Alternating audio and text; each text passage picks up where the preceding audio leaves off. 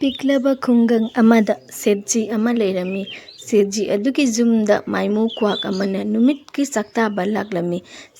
ꯁꯦꯠꯖꯤ ꯑꯗꯨꯅ ꯀ꯭ꯋꯥꯛ ꯑꯗꯨꯕꯨ ꯅꯨꯃꯤꯠꯀꯤ ꯆꯩꯗꯨꯅ ꯇꯥꯜꯂꯝꯃꯤ꯫ "ꯍꯩ, ꯅꯪꯅꯦ ꯑꯁꯤꯒ ꯂꯥꯛꯀꯅꯨ! ꯅꯪ ꯁꯤꯗ ꯂꯥꯛꯂꯕꯗꯤꯅꯦ ꯅꯊꯋꯥꯏꯗꯣ ꯃꯥꯡ ꯇꯥꯔꯦ꯫ ꯅꯪ ꯅꯨꯡꯅ ꯊꯣꯝꯅꯔ ꯀꯩꯅꯣ ꯑꯩꯅ ꯅꯪ ꯍꯥꯠꯇꯣꯔꯤꯕꯅꯤ"꯫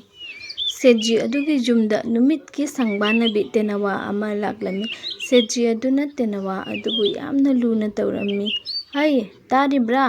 ꯑꯩꯈꯣꯏꯒꯤ ꯁꯪꯕꯥꯅꯕꯤ ꯂꯥꯛꯑꯦꯅꯦꯍꯦ! ꯑꯩꯅ ꯉꯔꯥꯡ ꯕꯖꯥꯔꯗꯒꯤ ꯂꯩꯔꯛꯄ ꯐꯣꯜ, ꯃꯣꯜ, ꯑꯪꯒꯨꯔ, ꯑꯥꯄꯦꯜꯗꯣ ꯄꯨꯊꯣꯔꯛꯑꯣꯅꯦꯍꯦ, ꯏꯆꯥ ꯄꯥꯏꯔꯛꯑꯦꯅꯦꯍꯦ! ꯄꯔꯞ ꯄꯔꯞ ꯂꯥꯛꯑꯣ! ꯇꯥꯔꯤꯕ꯭ꯔꯥꯅꯦꯍꯦ ꯅꯪꯕꯣ? ꯊꯣꯛꯂꯛꯑꯣꯅꯦꯍꯦ, ꯏꯆꯥ ꯂꯥꯛꯑꯦꯅꯦꯍꯦ!" "ꯍꯣ, ꯇꯥꯔꯦ ꯇꯥꯔꯦ, ꯊꯣꯛꯂꯛꯑꯦ"꯫ ꯃꯍꯥꯛꯀꯤ ꯅꯪꯗꯕꯁꯤ ꯍꯦꯛꯇ ꯍꯧꯔꯛꯂꯕꯅꯤ꯫ "ꯑꯣ, ꯁꯪꯕꯥꯅꯕꯤ ꯂꯥꯛꯑꯕꯔꯥ? ꯁꯦ ꯆꯥꯔꯣ꯫ ꯅꯪꯒꯤ ꯄꯥꯕꯨꯡꯅꯅꯦ ꯉꯔꯥꯡ ꯕꯖꯥꯔꯗꯒꯤ ꯅꯪꯒꯤꯅꯤ ꯍꯥꯏꯅ ꯂꯩꯔꯛꯏꯕꯅꯤ꯫ ꯆꯥꯔꯣ, ꯅꯕꯨꯛꯇꯣ ꯄꯤꯛ ꯊꯟꯅꯕ꯫ ꯅꯪ ꯉꯥꯏꯕꯗꯅꯦ ꯑꯩꯈꯣꯏꯗꯤ ꯑꯋꯥꯕꯤ ꯑꯃꯅꯤꯅꯦ꯫ ꯑꯌꯨꯛꯇꯒꯤ ꯀ꯭ꯋꯥꯛ ꯃꯥꯏꯃꯨꯁꯤꯡꯁꯤꯅꯅꯦ ꯍꯦꯛꯇꯝꯕ ꯆꯧ ꯆꯥ ꯆꯧ ꯆꯥ꯫ ꯇꯥꯅꯤꯡꯗꯕꯅ ꯀꯣꯛꯀꯁꯦ ꯑꯩꯗꯤ ꯆꯤꯛꯈ꯭ꯔꯕꯖꯥꯠꯅꯤ"꯫ ꯀ꯭ꯋꯥꯛ ꯃꯥꯏꯃꯨꯒ ꯁꯪꯕꯥꯅꯕꯤꯒ ꯑꯁꯨꯝꯅ ꯋꯥꯔꯤ ꯁꯨꯅꯔꯝꯃꯤ꯫ "ꯍꯩ, ꯁꯪꯕꯥꯅꯕꯤ, ꯅꯪꯗꯤ ꯅꯔꯥꯏꯕꯛ ꯌꯥꯝꯅ ꯐꯩꯅꯦ꯫ ꯅꯪ ꯍꯦꯛ ꯂꯥꯛꯄꯗ ꯁꯦꯠꯖꯤꯒꯤ ꯅꯨꯄꯤꯁꯤꯅ ꯑꯊꯨꯝ ꯑꯍꯥꯎ ꯀꯌꯥ ꯑꯃ ꯄꯨꯊꯣꯔꯛꯏꯕ꯫ ꯑꯩꯈꯣꯏ ꯂꯥꯛꯄꯗꯅ ꯁꯦꯟꯗꯜ ꯂꯪꯕꯋꯣ, ꯅꯨꯡ ꯂꯪꯕꯋꯣ, ꯀꯔꯤꯕꯨ ꯈꯦꯠꯅꯔꯤꯕ ꯅꯪꯒ ꯑꯩꯒ ꯈꯪꯗꯔꯦꯅꯦ ꯇꯧꯔꯤꯁꯦ"꯫ "ꯑꯁ ꯃꯥꯏꯃꯨ,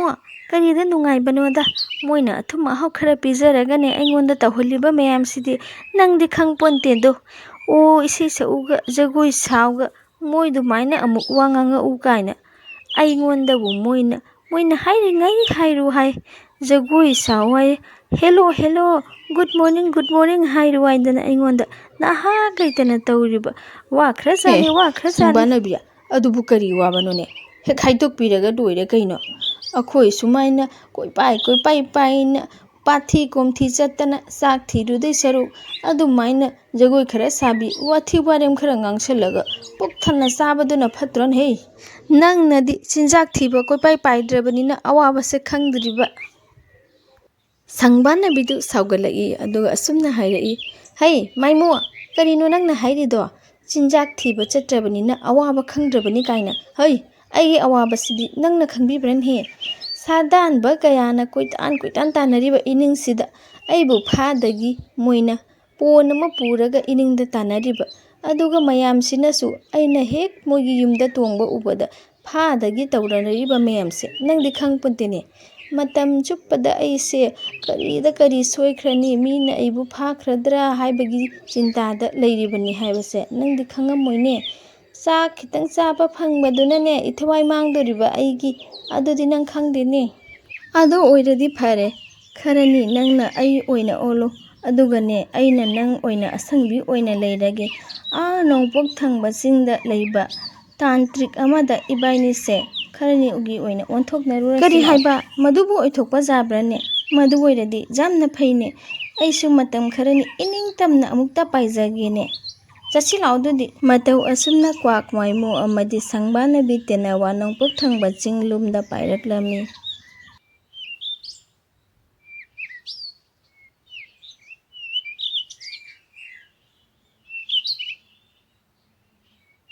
"ꯒꯨꯔꯨꯗꯦꯕꯄꯨ ꯀ꯭ꯋꯥꯛ ꯃꯥꯏꯃꯨꯅ ꯈꯣꯏꯔꯝꯖꯔꯤ꯫ ꯅꯅꯥꯏ ꯑꯩꯈꯣꯏ ꯑꯅꯤꯁꯦ ꯌꯥꯝꯅ ꯋꯥꯔꯦ ꯒꯨꯔꯨꯗꯦꯕ꯫ ꯑꯩꯈꯣꯏꯕꯥꯅꯤꯒꯤ ꯄꯨꯟꯁꯤꯁꯦ ꯑꯃꯅ ꯑꯃꯗ ꯑꯃꯨꯛꯇꯪ ꯑꯣꯟꯊꯣꯛꯄꯤꯌꯨ꯫ ꯑꯁꯪꯕꯤꯁꯤꯅ ꯈꯔꯅꯤ ꯑꯩ ꯑꯣꯏꯅ ꯍꯤꯡꯍꯟꯕꯤꯌꯨ, ꯑꯗꯨꯒ ꯑꯩꯅ ꯈꯔꯅꯤ ꯑꯁꯪꯕꯤ ꯑꯣꯏꯅ ꯍꯤꯡꯖꯒꯦ"꯫ "ꯑꯁꯦꯡꯕꯅꯤ ꯒꯨꯔꯨꯗꯦꯕ, ꯑꯩꯅꯦ ꯑꯃꯨꯛꯇꯪ ꯏꯅꯤꯡꯇꯝꯅ ꯄꯥꯏꯅꯤꯡꯉꯤ, ꯑꯗꯨꯒ ꯃꯥꯅꯅꯦ ꯃꯕꯨꯛ ꯊꯟꯅ ꯆꯥꯅꯤꯡꯉꯤ ꯍꯥꯏꯌꯦ꯫ ꯑꯩꯈꯣꯏꯕꯥꯅꯤꯁꯦ ꯑꯄꯥꯝꯕꯁꯦ ꯑꯃꯒ ꯃꯥꯟꯅꯗꯦ". "ꯍꯩ, ꯑꯄꯪꯕ ꯑꯅꯤ, ꯅꯈꯣꯏꯅ ꯍꯥꯏꯔꯤꯕꯗꯣ ꯑꯩ ꯄꯥꯡꯊꯣꯛꯄ ꯉꯝꯃꯤꯅꯦ, ꯑꯗꯨꯕꯨ ꯃꯗꯨ ꯄ꯭ꯔꯀ꯭ꯔꯤꯇꯤꯒꯤ ꯃꯥꯌꯣꯛꯇꯅꯤꯅꯦ꯫ ꯃꯗꯨꯕꯨ ꯑꯃꯨꯛ ꯍꯦꯛ ꯑꯣꯏꯈ꯭ꯔꯕ, ꯑꯃꯨꯛ ꯍꯟꯅ ꯅꯈꯣꯏꯕꯥꯅꯤ ꯅꯁꯥ ꯅꯁꯥꯒꯤ ꯁꯛꯇꯝꯗ ꯂꯥꯛꯀꯦ ꯍꯥꯏꯕꯗꯤ ꯌꯥꯔꯣꯏꯀꯣ? ꯀꯞꯄꯒ ꯑꯃꯨꯛ ꯑꯩꯒꯤ ꯏꯅꯥꯛꯇ ꯂꯥꯛꯄꯗꯤ ꯌꯥꯔꯣꯏ ꯍꯥꯏꯔꯤꯕꯁꯤꯅꯤ꯫ ꯅꯁꯥ ꯅꯁꯥꯒꯤ ꯑꯄꯥꯝꯕ ꯑꯣꯏꯔꯒꯗꯤ ꯑꯩ ꯅꯣꯏꯕꯥꯏꯅꯤꯒꯤ ꯄꯨꯟꯁꯤ ꯑꯁꯦ ꯑꯁꯪꯕꯤ, ꯅꯪꯅ ꯀ꯭ꯋꯥꯛ ꯃꯥꯏꯃꯨ ꯑꯣꯜꯂꯣ ꯉꯁꯤꯗꯒꯤ, ꯑꯗꯨꯒ ꯀ꯭ꯋꯥꯛ ꯃꯥꯏꯃꯨ, ꯅꯪꯅ ꯑꯁꯪꯕꯤ ꯇꯦꯅꯋꯥ ꯑꯣꯜꯂꯣ"꯫ ꯑꯁꯨꯝꯅ ꯎꯆꯦꯛ ꯑꯅꯤ ꯑꯗꯨ ꯑꯃꯅ ꯑꯃꯒꯤ ꯁꯛꯇꯝ ꯑꯣꯟꯊꯣꯛꯅꯔꯒ ꯌꯥꯝꯅ ꯍꯔꯥꯎꯅ ꯄꯥꯏꯔꯛꯂꯝꯃꯤ꯫ "ꯑꯁ, ꯌꯥꯝꯅ ꯅꯨꯡꯉꯥꯏꯔꯦꯍꯦ, ꯉꯁꯤꯗꯒꯤꯗꯤ ꯑꯩ ꯄꯨꯛ ꯊꯟꯅ ꯆꯥꯕ ꯐꯪꯂꯅꯤ꯫ ꯍꯣꯏꯅꯦ ꯃꯥꯏꯃꯨ, ꯑꯩꯁꯨ ꯉꯁꯤꯗꯒꯤꯗꯤ ꯏꯅꯤꯡꯇꯝꯅ ꯄꯥꯏꯕ ꯉꯝꯂꯅꯤ꯫ lao lao koirurasi lao charurasi lao matau asumna kwak maimu adu asangbi tenawagi saklon lauraga setji yumda laglammi o setji tadrabran he ai lagle na cha lagle kadai leikhraba makhoigi mate mana osina mathaki kakhansi leikhraba karino khangdine ai lai kaise khangbi ponteba o setji tadrabro nakhoibu nasa asangbi lae sana thakna bado puthora o setji gi nupina thoraklaga hairaklammi isa asangbi laedana adum haina nganta laune nangaibada khoidi awabi ama oirene nangona pholmon pijari base bor khajiktang pibiramuni imite isa uba phangdiri base isa ama phangjaru haidana bor piramuni asengbi nangbu asumna maimu na onba asangbi aduna ahau athum adu mabuk thanna charingaida sadanba sa uchek phaba ama laklammi mahakna asangbi bu ubada hairaklammi masidi onthokna phajakreda tenawa asidi masi phanglabadi sendi tama ama phangani dana yum masina loirira karino masi mi thoklaktringaida ngasidi phahaurage aduga ai purage asumna sadanba aduna tenawa adu phasangbi saktam lauduna cha thaktuna leiriba maibu adu khudakta phajinkiba aduda mahak ipa pakhatuna lauraklami karino aibu amukta thado karino tawribase aibu karigi phabiribano aibu amukta thado sadanba aine tenawa na tenhe aidi mushin muba kwakni ai pharaga nangna karisu kanaroin he thado he nupa sadanba aduna maimuna onba asangbi aduda haidaklami nang ngasi yamna khonganu ko olangnaga olangbane sagalakpasida phop launa haidattana nang ngasine na thawaido mangba tare tumina leiru hairibasini khara yangna yonthoktradhi yararoi masigi uchekse aduga asumdana asangbina onba maimu adu koipai paiduna afang basaduna lelami mahakna chak phattaba khara khunduna saduna leiringaida mafam oduda hek chinjak tanba mate manau ani khak laklami karinune tawrisibo aikhoi ki sabham asida sakhangdaba kwak ama laaga saramlibasina karam hai tawrino khoi pabunga khara yangna tangthokone natrabadi akhoi sara henba tare akhoi ki salukni haibani mana jari base hoine mase khara yangna tanthoktrabadi yararo akhoi gi mafam sida mana changchalaga ka charadana kaya usitribano he nang ta hatlage chalu mafam sidagi mafam si akhoi gi ni nang yangna chalu mafam sidagi asumna asangbina onba maimu adu mafam adudagi tanthokpirakpadagi koipai paiduna asum lakpada lambida asum pairakpada asangbi onkhiba maimu adu phajinduna pon manungda leibadu urammi onthokpaneda ta maimu asi satanba asina phajanbiramleba aina de haijabanida mangonda akhoi tenawagi punsise kaisu nungaiba nate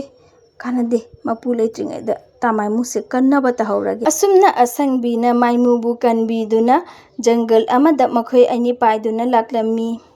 asangbiya onthokna wai he nakhoi tenawagi punsi sidia